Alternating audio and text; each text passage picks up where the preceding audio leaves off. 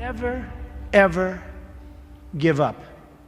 You can change and you can move around, but never, ever give up. I know people that are very smart. They went to the Wharton School of Finance with me. I know other people that aren't as smart, and those people are the top people in industry today, and they just were tougher. They didn't give up. And the smart ones had everything on their plate. They'd always come in with the A+ on the tests and the good boards and everything else. But when they ran into problems, they didn't know how to solve the problems like the guys that weren't as good. And it's very seldom that you see something other than this happen. So never, ever give up. A lot of that is all in the details. You've got to be into the details, because if you're not, they'll come back to haunt you. So oftentimes, life is in the details. Well, business also is in the details. You have to be very careful. You have to watch the dotted I's, because you can really lose tremendously if you don't watch those details. So we discussed that, and as Robert likes to say, probably more than I do, that's the little finger, but it's all about the details. It's very important. You want to be totally focused. You can't take your eye off the ball. When I had troubles in the early 90s, a major article came out, and it said very strongly, everything he touches turns to gold.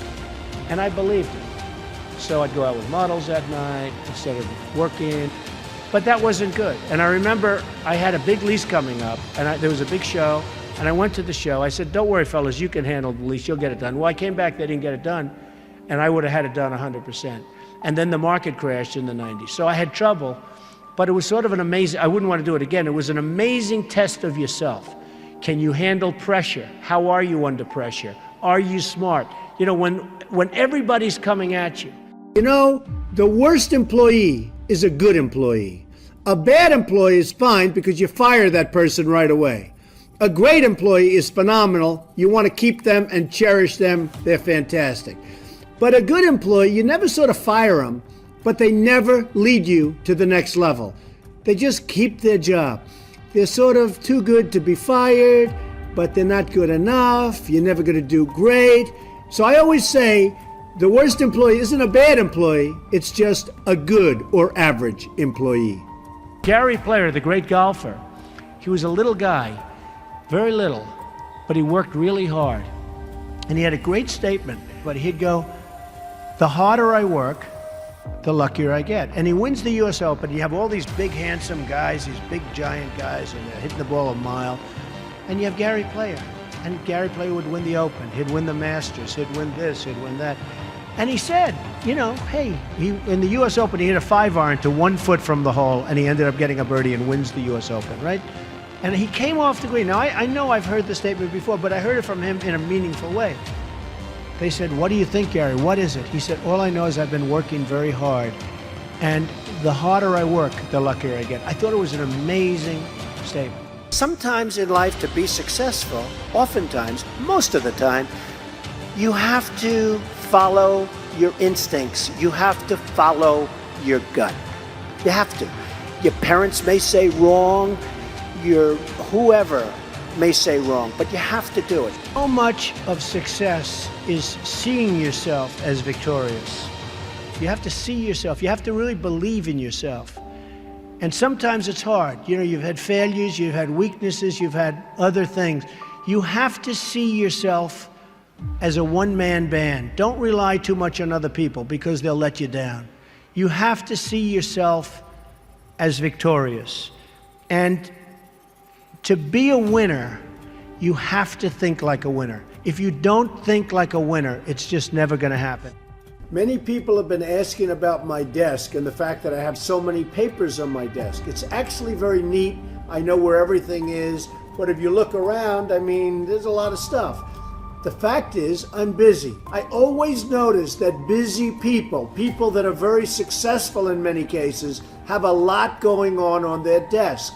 I have papers from deals, I have papers from just about everything. I like to read up on things, I like to study what I'm doing. So therefore, you have a lot of action going on in your office. Now, some of the writers, some of the ones that aren't so smart, they talk about the desk negatively. They say, oh, isn't it terrible? Trump has so many papers on his desk. Let's analyze everything on the desk. And they do the best and they fail. But the fact is, I've noticed over the years, successful people have a lot going on their desk. My desk is in my office. My desk is a very important part of me.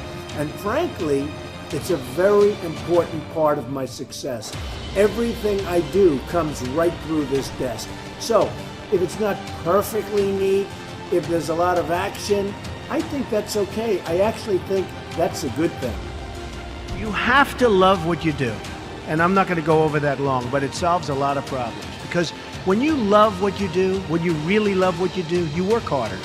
I mean, I have friends that don't love, and I tell this story. A Wall Street titan, big guy, but I was richer than him, and I'm richer, according to Forbes, I'm much richer than him. So I like that, I like that. But this big Wall Street titan, he's a big name. He has a son, and his son is a wonderful human being, which is amazing because the guy's a horrible person. But he's one of the biggest guys on Wall Street. So he wants his son, Alex. I'm going to use the name Alex. It's not his name, but I don't want to get this guy in any more trouble with his father than he already is. Alex isn't the strongest character. The father is a brutal, vicious killer. So the father has a big firm on Wall Street, and he wants Alex to go into the firm, of course. Come on, Alex, get in there, get in there. In the meantime, all these kids are graduating from Wharton and Harvard and Stanford, and they're just eating Alex's lunch. He doesn't have a chance. He doesn't have a chance. And he doesn't like it. He's not liking what he's doing. You got to love what you do. He's not liking it. So one day, but he can't leave because of his father. I actually tell him, why don't you leave? Your father's brutal. The father's just killing the guys. Tell him, you don't have what it takes. I'm sorry, Dad. Oh, this is great. So I say, you got to leave the father. You got to leave him. He said, I just can't, Donald. So anyway, he's a spoiled guy. He's a member of a very good golf club in Westchester, which is a rich place in New York. And he's on one of the committees, and he's on the Greens Committee. And they put him in charge of redoing the course. They're doing this big renovation of the course. It's a very good club. And he's there every morning at 5 in the morning. He doesn't leave. He did such an unbelievable job. The contractors respected him. Everybody respected him. So the wife comes up, he's doing so great, Donald, he's so amazing. And they give him an honor. And this is a tough group of people that have this club. They're club members and they're difficult. They gave him an honor. The club came in under budget, faster by 2 months. He did an unbelievable job, and the quality of the work was 10 times what they ever anticipated. So they gave him a medal. I said, Alex, you ought to go and do this for a living. You ought to be a builder, whether it's houses or clubs or golf courses, renovation or this. Oh, my father would go crazy. He'd never let me. So Alex went back to Wall Street, where he was miserable. And a year later, he quit. And he started doing renovations of houses and clubs and different things. And he's doing great. So you've got to love what you do.